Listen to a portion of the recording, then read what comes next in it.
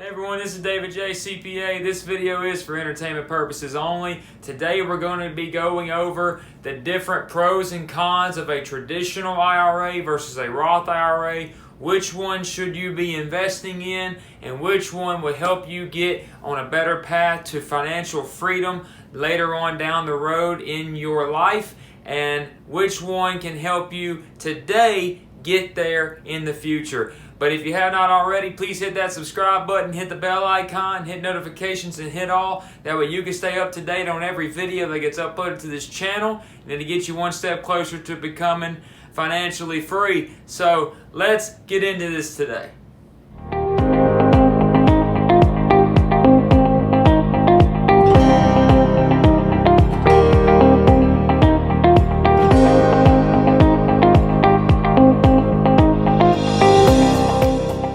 Talk about traditional versus Roth IRAs. Which one should we be investing in? Which one should we be going with? Should we do both?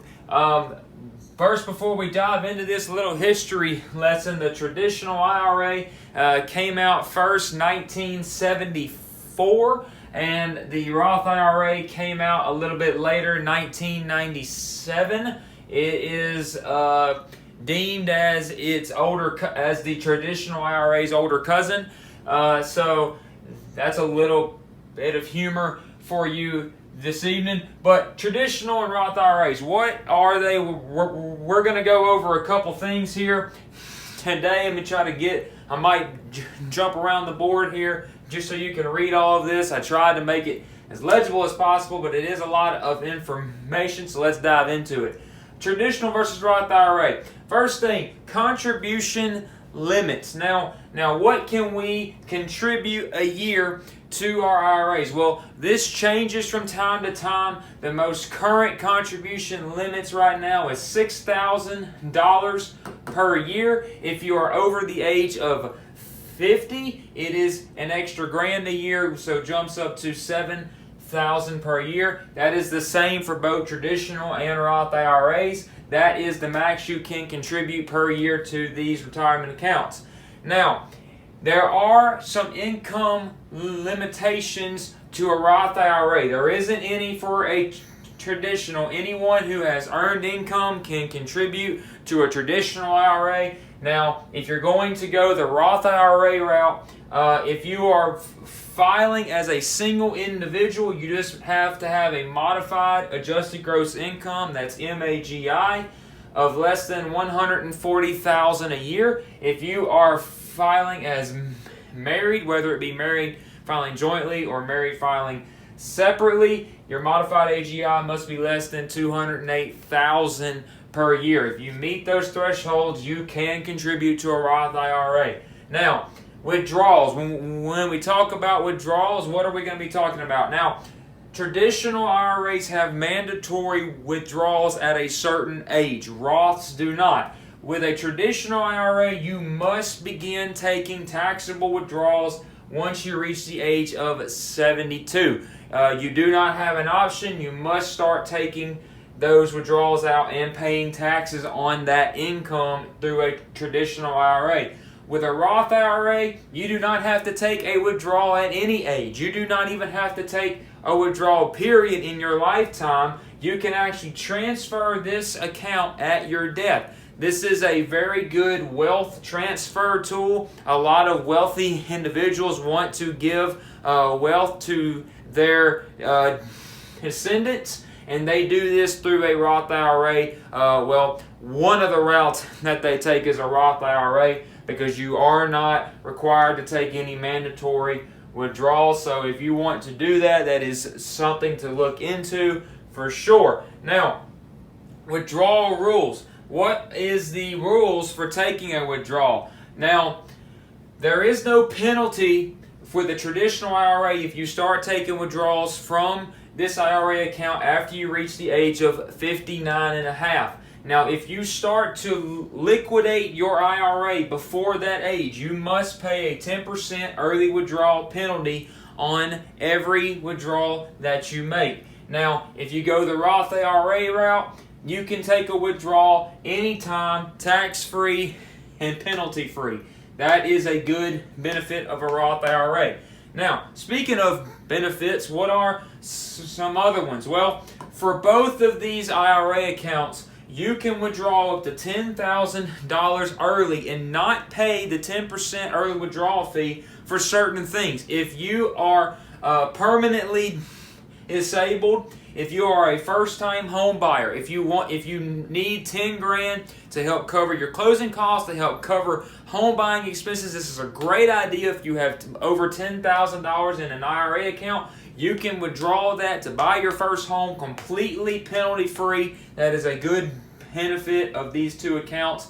Or certain financial hardships, you can take up to 10 grand. Same with the Roth IRA. Now, the big item here everyone talks about, this is why I saved this for last, because this is your benefit of watching this video all the way through, is tax treatment. We've heard this many times in our lives, but I want to break it down for you to understand. Now, the tax treatment on a traditional IRA, a normal IRA, you have non-taxable contributions. You will not pay taxes on the contributions that you make to your IRA account. It is tax-free contributions. Now, the caveat to that is that when you retire or when you start taking withdrawals after age 59 and a half, you will be taxed on those withdrawals at the current tax rate that you are in at the time you withdraw that money.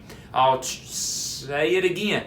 When you retire, the tax bracket that you are in is the tax percentage that you are going to pay on the withdrawals that you make from your traditional IRA. So what does that mean? Well, that means that now presently, since your contributions are non-taxable, you have a lower adjusted gross income. You have a lower taxable income today, which is a good tax break today, but you have a higher adjusted gross income later into the future because your withdrawals is income to you and it is taxable income. Therefore, it will be added to your AGI and you will have to pay taxes on that every year. Now, what does this mean if you want to take the traditional IRA route? Now, this is what it means.